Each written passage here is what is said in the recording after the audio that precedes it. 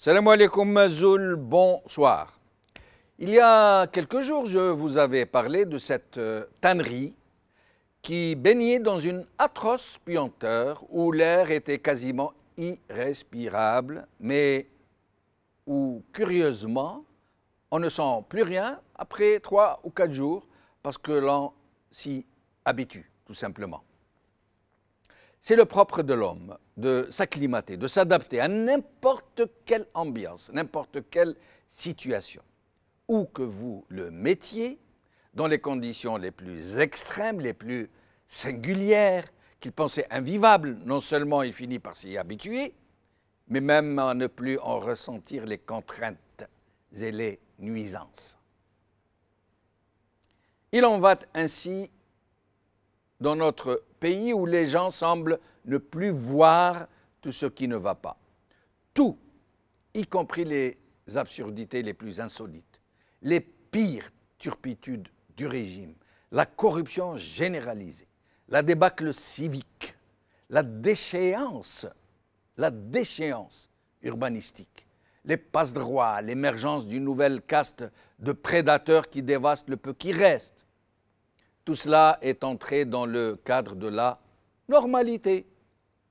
Et lorsque nous, qui vivons loin du pays, mais qui ne nous sentons pas moins concernés, tentons de donner notre avis sur ces graves questions ou de dénoncer ces graves dérives qui emportent le pays vers les abysses, dans une indifférence quasi générale, il se trouve toujours des gens pour nous interpeller et nous dire que si nous voulons émettre le moindre avis qui soit, nous n'avons qu'à rentrer au pays. Que nous ne pouvons pas critiquer l'Algérie depuis les capitales étrangères, comme si critiquer le régime était critiquer le pays. Ou alors, ils nous disent que nous ne savons rien, puisque nous sommes loin, de toutes les façons. Que l'Algérie, bkhir, mersa, walou, alhamdoulilah, khamsave'in, al-hassad, et autres ronronnements du genre. Et là, je me rappelle quand j'étais petit, dans mon quartier, dans ma ville natale. Nous étions tous mordus du jeu de dames dans notre quartier. À l'époque, il n'y avait pas Internet et les jeux et les trucs, et les consoles. Et j'avais fini par remarquer que je voyais mieux les combinaisons possibles quand je regardais les autres jouer plutôt que quand j'étais moi-même de la partie. Tous les joueurs de dames vous le diront de toute façon. Un peu comme ce cycliste qui a le nez sur le guidon et qui ne voit pas la route qui sinue devant lui et qui ne découvre le virage que quand il y débouche, quand il y arrive. Voilà, c'était donc pour vous dire d'abord qu'il est presque normal qu'à force de vivre dans la puanteur, on finit par ne plus la sentir, et que celui qui observe de loin peut avoir une meilleure vision que celui qui est plongé jusqu'au cou ou jusqu'aux yeux. Cette semaine, j'ai rencontré 2 amis, l'un après l'autre, qui revenaient du bled. Et bien sûr, comme à chaque fois, je leur ai demandé des nouvelles. Et qu'est-ce qu'ils m'ont raconté ? Vous imaginez bien, rien de vraiment réjouissant. Vous imaginez bien. Le premier, qui se rend régulièrement au pays, m'a dit qu'il s'était habitué maintenant à ce que ce soit pire à chaque voyage. Mais que ce qui l'inquiétait le plus n'était pas dans la dégradation à une vitesse exponentielle, mais dans l'indifférence des gens, leur profonde léthargie, et parfois même leur satisfaction. الواد مديه وهو يقول لك محلى برودو. Mon autre ami était moins amer, moins cynique, mais bien plus inquiet. Il m'a rapporté que les salons politiques bruissaient de folles rumeurs. L'une d'elles, qu'il m'a rapportée, est particulièrement alarmante en effet, qui proviendrait de sources très crédible selon lui. Des rumeurs très persistantes parlent donc de l'imminence d'un coup d'État. Rien que ça. Et c'est donc sur cela que nous allons parler aujourd'hui de cette indifférence générale devant une situation aussi dégradée et de cette menace de coup de force qui semble se profiler à l'horizon. Alors, pourquoi donc ce désintérêt de nos compatriotes pour leur propre sort, celui de leur famille, de leurs enfants, de leur avenir?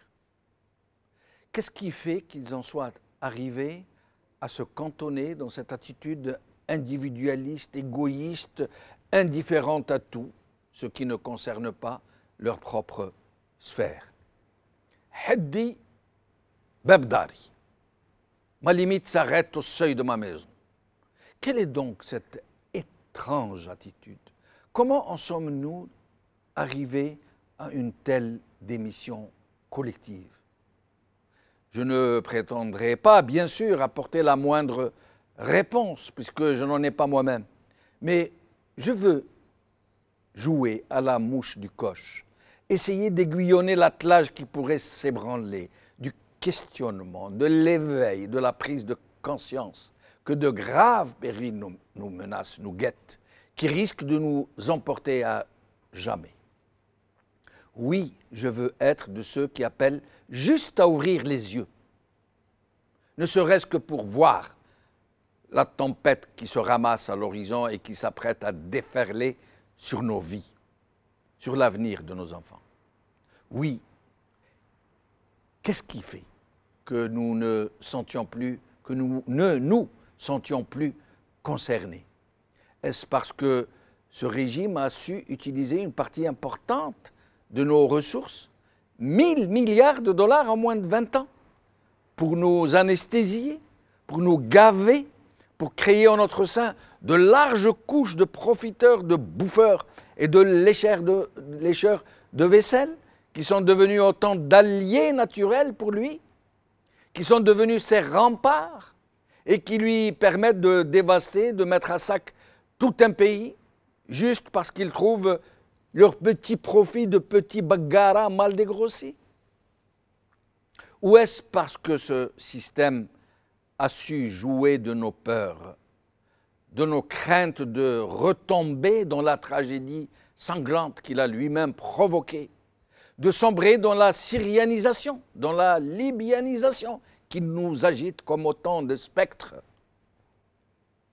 à chaque fois que nous bougeons, à chaque fois que nous parlons? Avons-nous finalement succombé, après avoir longtemps résisté à la tentation de la facilité et de la kfaza, après avoir observé avec colère la réussite des plus vils, des plus médiocres, des moins scrupuleux, des moins compétents, des moins intègres et des plus flagorneurs? Est-ce un hasard que la chita et le rors sont devenus des constantes nationales? Nous sommes-nous dit, dans le secret de nos consciences, de nos déceptions, de nos amertumes, qu'après tout, nous ne portions pas le pays sur nos seules épaules,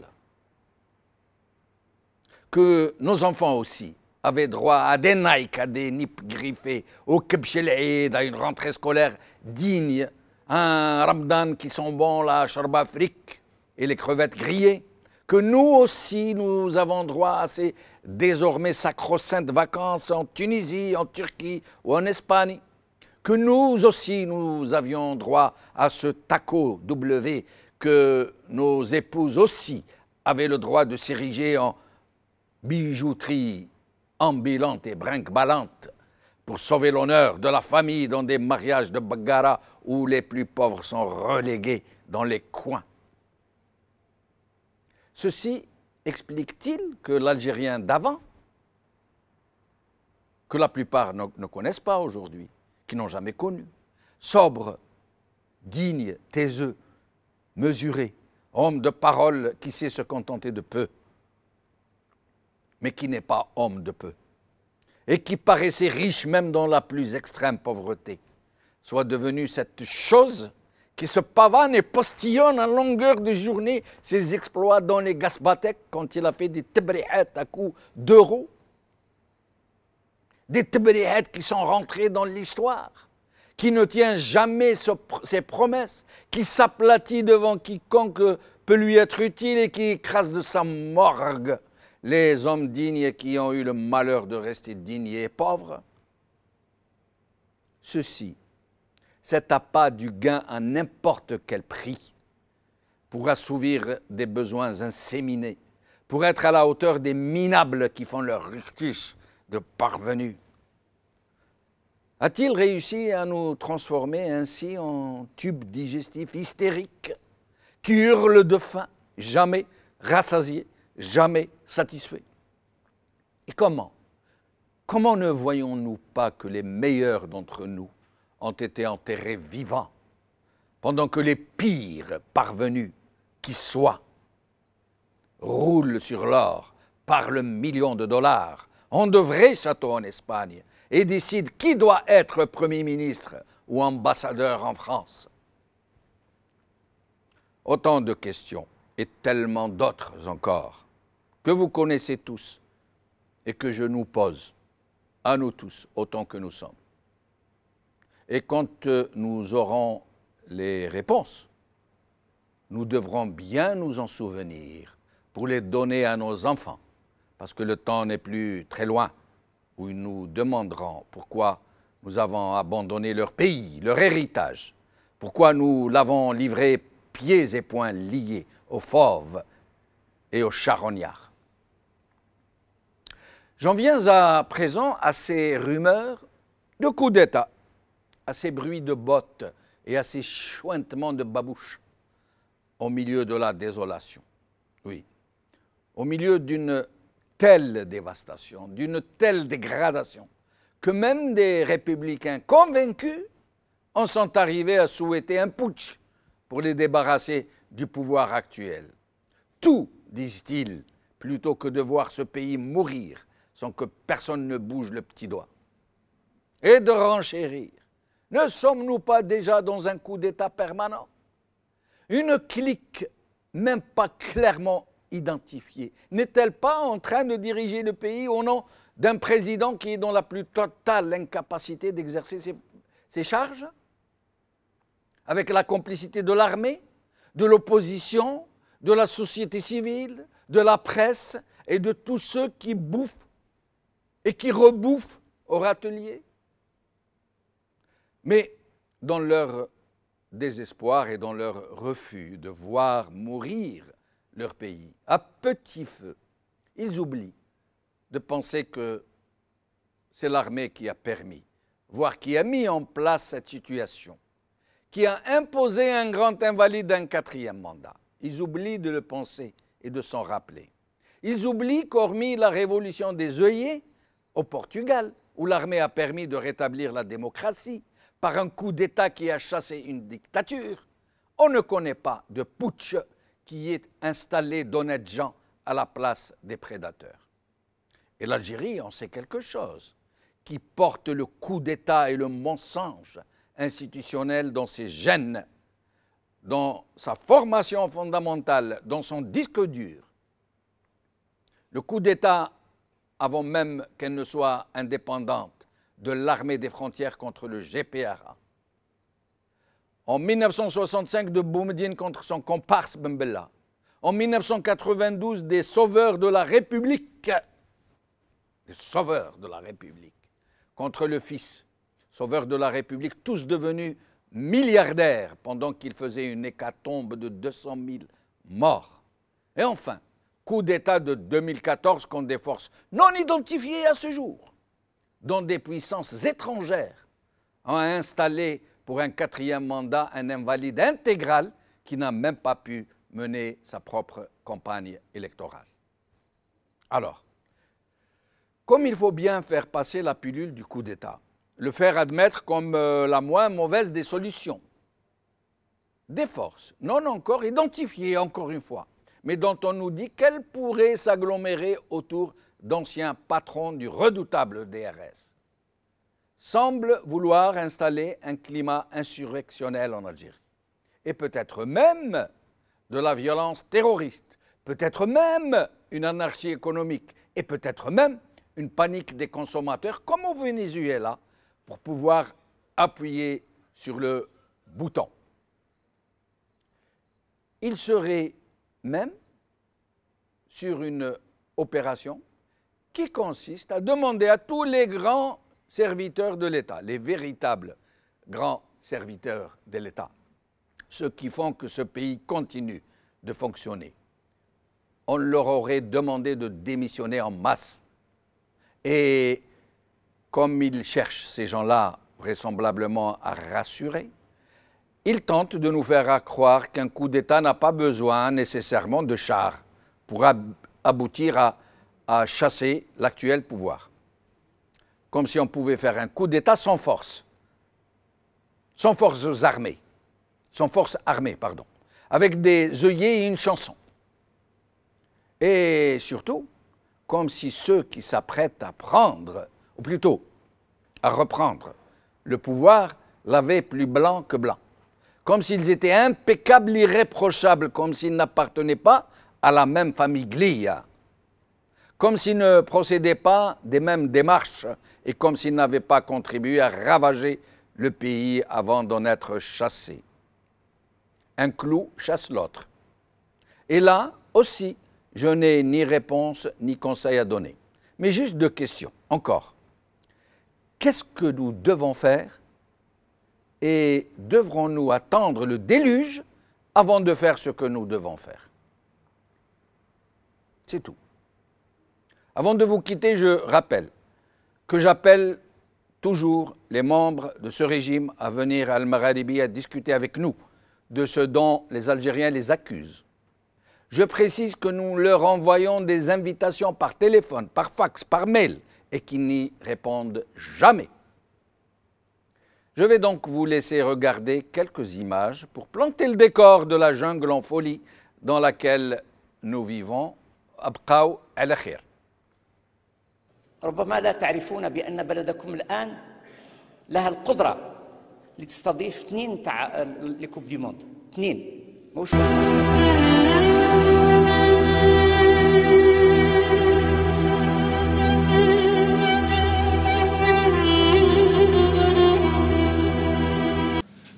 كسبت الدنيا كل كسبت الكيران كسبت المطاحن كسبت الفيلات كسبت حتى شركة تاع طيران في بلدان الناس ياك الحمد لله كنت في السلطة وكنت خارج السلطة كلام هذا ريح في بالرضا أنا قابل هذه العملية هذا الوضوح تكون إنسان عمومي وزات نون بيبليك تستهدف في سوق الكلام اللي ساعة يسود عندنا ولات ساعات حضارة ما بين قوسين فما تقلقنيش أكثر من اللازم لأن الإنسان لازم كي ينوض الصباح يقدر يخزر روحه في المراية كي يحفف ولازم كي يتلاقى الناس حنا اللي يهمنا نبقاو في قدر الناس هذا ما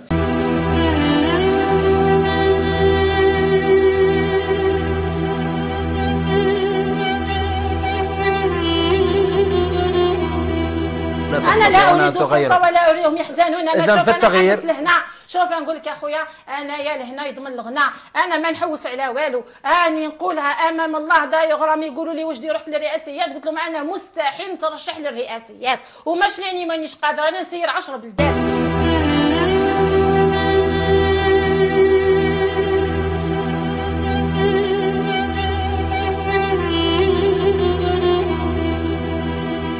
تكون نيتك زينة بتخدم هذا الشعب وفقط، تكون في مستوى التحديات المطروحة أمام الوطن وفقط، تكون خدوم لشعبك وفقط، تاكل لقمة حلال بعرقك وفقط.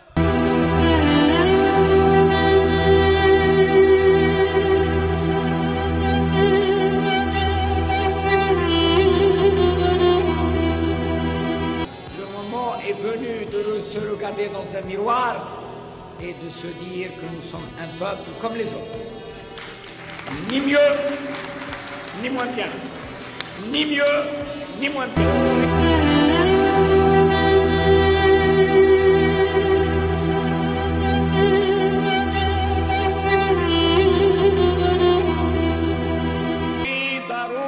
ضروري نبني دولة القانون.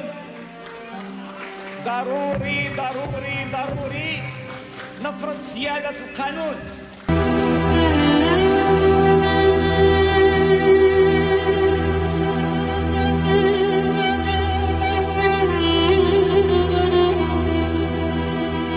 درنا ما عدينا المال الحلال. حنا ما تلقايش في التجمع الوطني الديمقراطي جماعة الشكارة دراهم لا دروغ، ما تلقايش دراهم الكونتينر تاع امبور.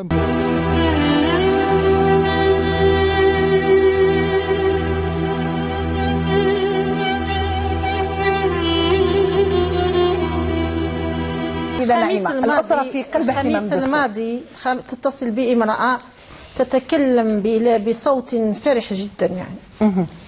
قلت لها راكي تباني فرحانه وكانك ديتي السكن. قالت لي والله حسيتي بيا، راني في البيت نتاعي جديد درك نعطوني المفتاح. وتدعي وتقول الله يفرح اللي يفرحنا. انا قلت لها قولي لنا هذا اللي يفرحكم شكون؟ قلت له شكون؟ قالت لي بوتفليقه طبعا. لازم خلونا عادلين.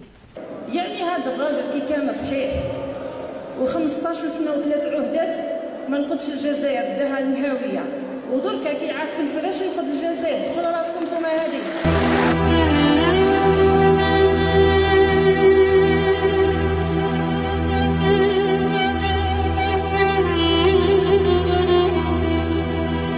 مؤسسة هامة، مؤسسة قوية تزخر بالكفاءات وبالإطارات وبالاختصاصات وبرفع المستويات.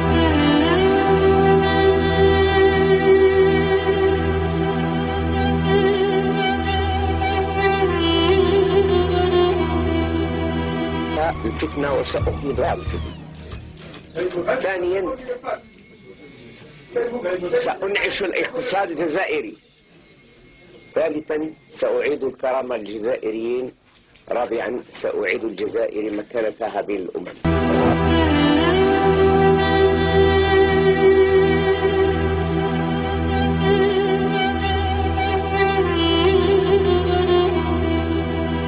أيها الشعب الكريم، الآن أيها الشعب الحبيب، خذ سيادتك، خذ سيادتك، خذ سيادتك، ما تخليهاش تمشي من يديك، واختار ما بين الفرسان من هو أحسن للشعب الجزائري ومصالح الشعب الجزائري وعزة الشعب الجزائري وكرامة الشعب الجزائري. اختار بحرية، اختار الأفضل.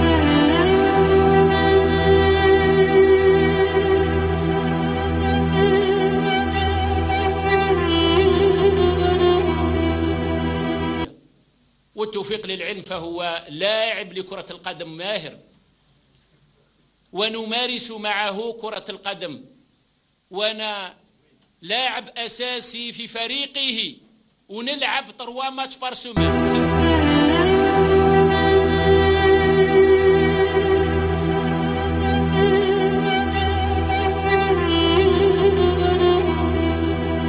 الجمهورية هو المعلم، هو الرئيس اللي راه يسير في البلاد بكل رؤية واضحة وغادي نشهدها.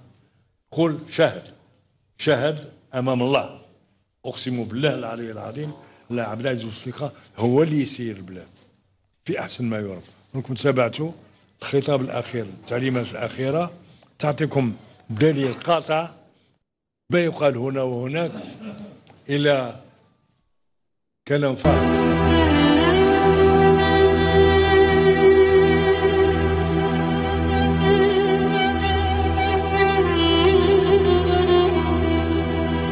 لما جاء جيبي هنا إلى الجزائر ليأخذ موافقة رئيس جمهورية الجزائر لكي يساعده كما ساعد ساركوزي.